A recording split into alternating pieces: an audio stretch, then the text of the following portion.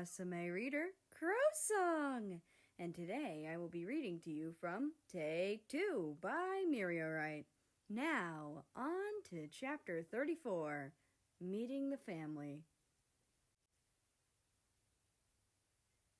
The sun was setting, enveloping the city in a beautiful violet glow. The American got out of the car wearing sunglasses and a mask to prevent from being recognized. Well, it would be useless pretty soon.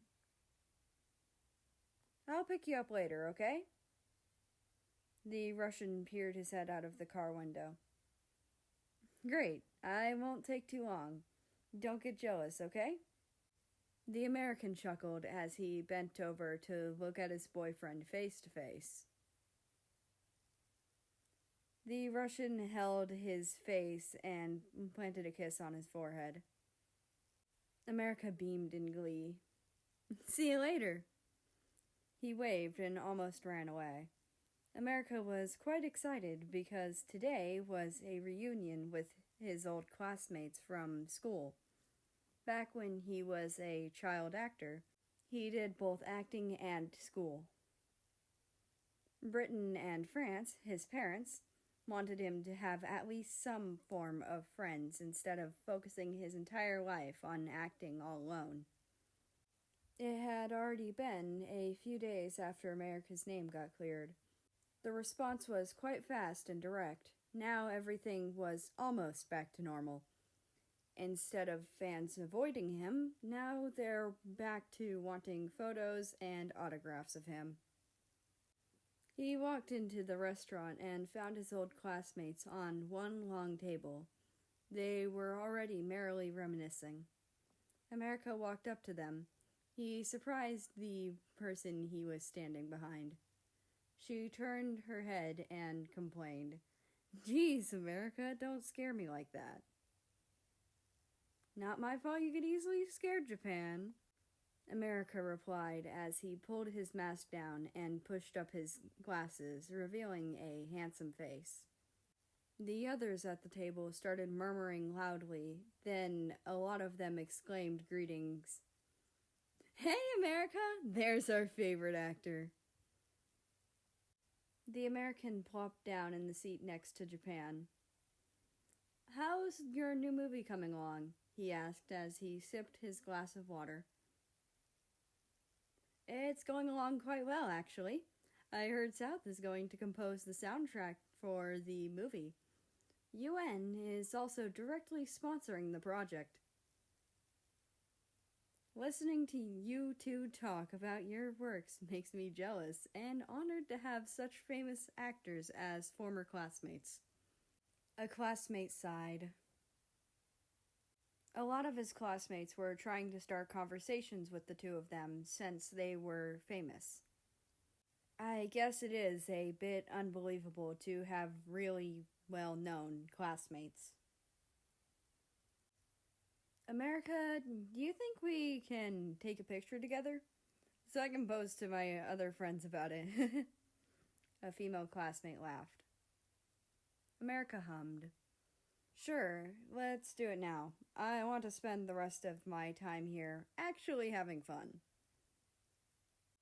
And so they took the picture and sat back down. When the two of them came back from the photo, everyone was already playing drinking games. A classic for every reunion. "Come join in, America. We're gonna make you spill some secrets." Japan gestured him over. The other customers at the restaurant were already staring at their table and whispering. After all, Japan and America were there.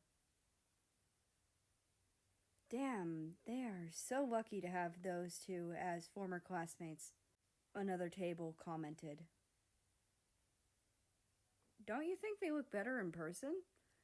Absolutely stunning," a waitress exclaimed to her coworker. "Japan, between you two, who's the better actor? Take a shot if you prefer not to answer."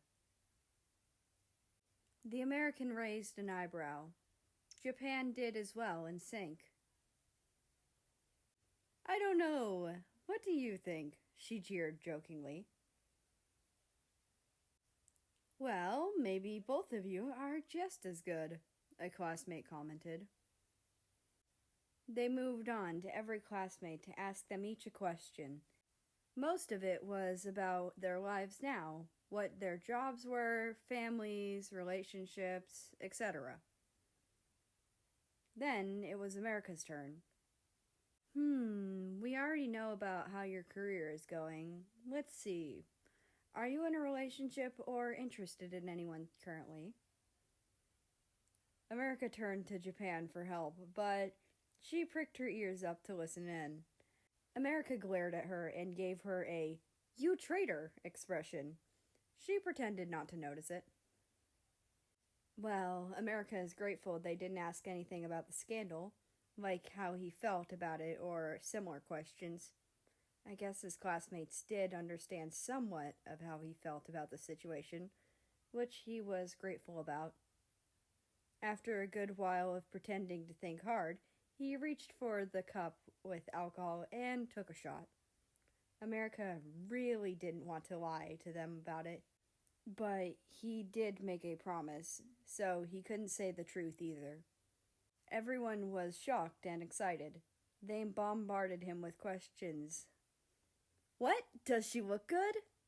Send us a picture. What awards has she won?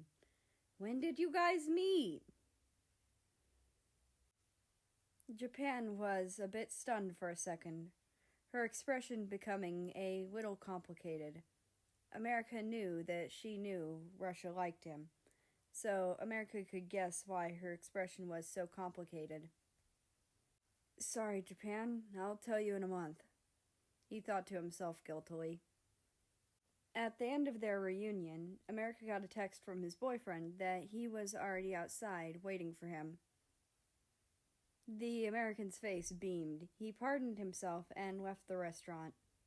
When he saw a familiar car and a familiar face, he almost rushed over. Inside the car, Russia requested, "Can I take you somewhere?" Oh, sure. Have you eaten yet? I bought something for you inside the restaurant earlier. America handed over the bagged food. The Russian's eyes softened. Thanks, I'll eat it when we get back. They drove somewhere. America didn't know where, but he waited patiently.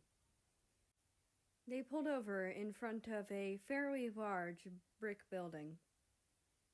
Isn't this the orphanage? America got out along with Russia. I'm taking you to meet my family. They don't know you're coming. I didn't prepare anything to give them, though. The shorter male pouted and fiddled with his fingers. Don't worry, they won't expect anything. Everyone inside was happily chatting together. That's when they hear a knock on the door and the door opening. Hey, Russia! Everyone is already here. Come in.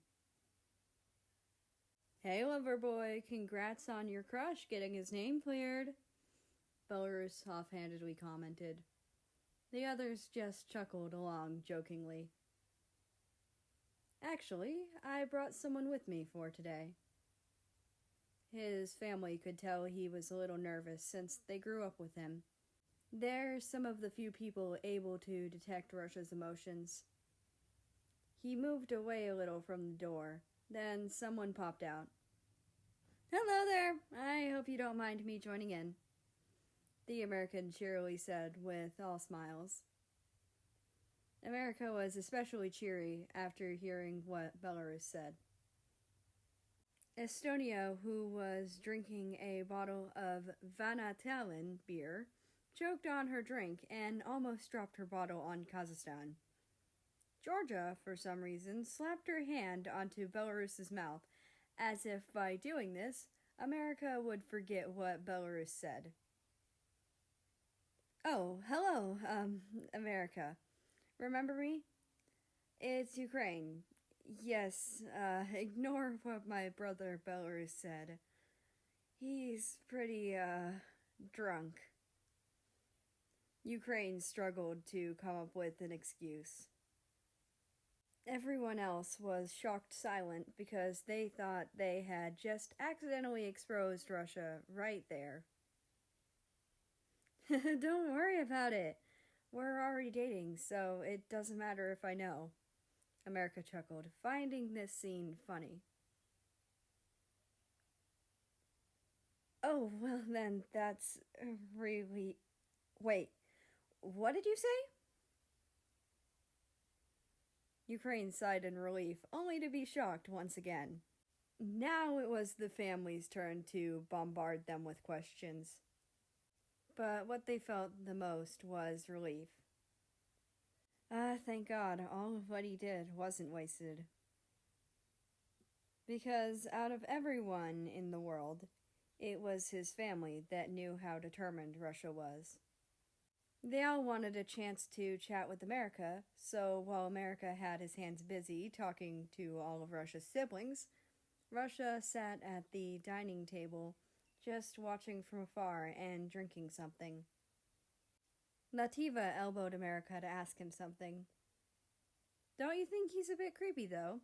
Seems like a stalker, if you ask me. He slandered his brother while Russia was literally right there listening.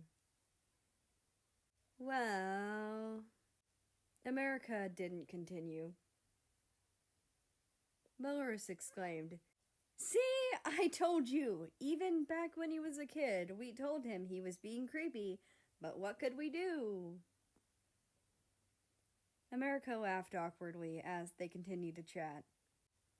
Georgia started a conversation with Russia. How lucky you are. Congratulations. Thanks.